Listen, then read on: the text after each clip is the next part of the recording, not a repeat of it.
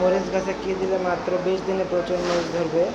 তো আজকে খুবই গুরুত্বপূর্ণ ভিডিও নিয়ে হাজির হলাম। আসসালামু আলাইকুম। The rate of Arman farming YouTube চ্যানেলে সবাইকে স্বাগতম। আশা করি সবাই ভালো আছেন।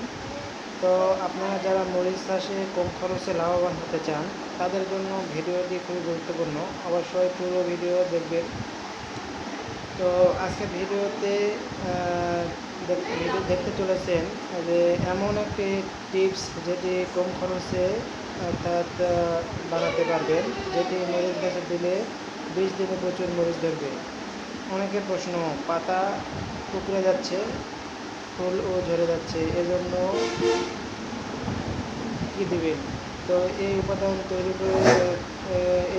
তৈরি করে দিলে অর্থাৎ আপনার মরিচের গাছের পাতা কুকড়বে না।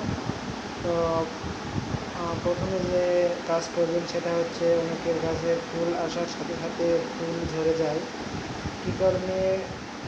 প্রথমে চাইলে ফুলের আগার দিকে যে অংশ আছে অর্থাৎ গর্ভমুণ্ড ও কোণদণ্ড আলতোভাবে ঘষে দেন। যারা ছোট বাগানি বা বড় বাগানি তারা দিতে পারেন। তো মরিচ টিকানোর জন্য এই পদ্ধতি অবশ্যই অবলম্বন করতে হবে।